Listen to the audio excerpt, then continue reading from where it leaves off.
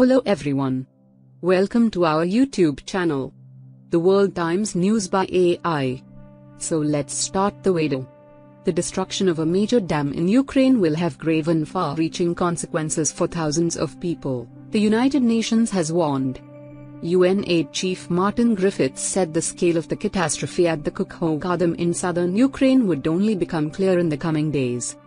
Thousands have fled flooded homes in the area, an active war zone. There are fears water levels could rise further. Ukraine and Russia have accused each other of blowing up the dam on Tuesday. The claims by the warring sides have not been verified by the BBC. Addressing the UN Security Council late on Tuesday, Mr. Griffiths warned that thousands of people in southern Ukraine were facing the loss of homes, food, safe water and livelihoods.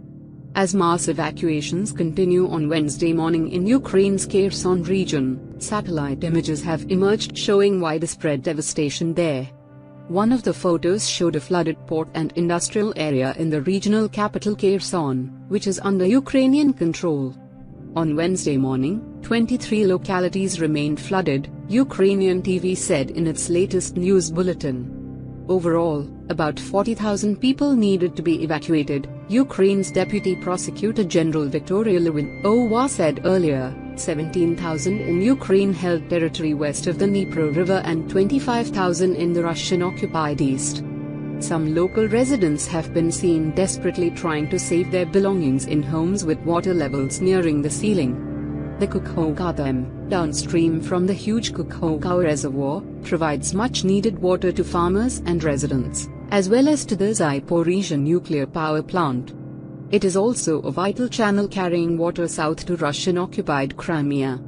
The peak of a huge water spill downstream from the emptying reservoir was expected on Wednesday morning, warned Ukraine's state-owned hydropower plant's administrator Ukrhydroenergo. It said this would be followed by a period of stabilization, with the water expected to rapidly recede in 4 to 5 days. There are concerns about the Zaporizhzhia nuclear power plant, Europe's largest, which uses reservoir water for cooling.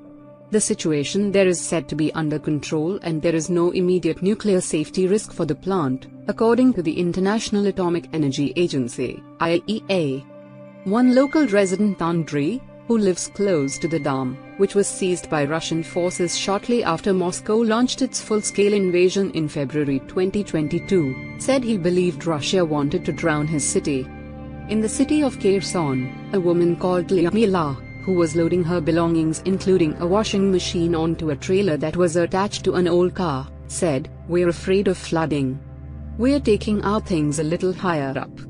She called for Russian forces to be kicked out of here. "They're shooting at us. They're flooding us or doing something else." Ukraine said 2 law enforcement officers were injured in Russian shelling as they were evacuating local residents on Tuesday. On the Russian-seized riverbank of Novokakhovka, the Moscow-installed authorities reported on Wednesday morning that water levels in the flooded city were now receding. Heavy flooding was earlier reported by the Kremlin-appointed officials in the nearby small town of Oleshki. It is not yet clear what caused the breach in the dam, but Ukraine's military intelligence has accused Russia of deliberately blowing it up to halt a long-expected Ukrainian counteroffensive. On Tuesday evening, President Zelensky said the dam destruction would not stop Ukraine. "We will still liberate all our land," he said in a video address. Meanwhile, Russia claims Ukraine carried out the attack on the dam to detract from what Moscow says are Kyiv's failures of its counteroffensive and to deprive Crimea, Ukraine's southern peninsula illegally annexed by Russia in 2014, of fresh water. The Geneva Conventions explicitly ban targeting dams in war due to the danger it poses to civilians. Thanks.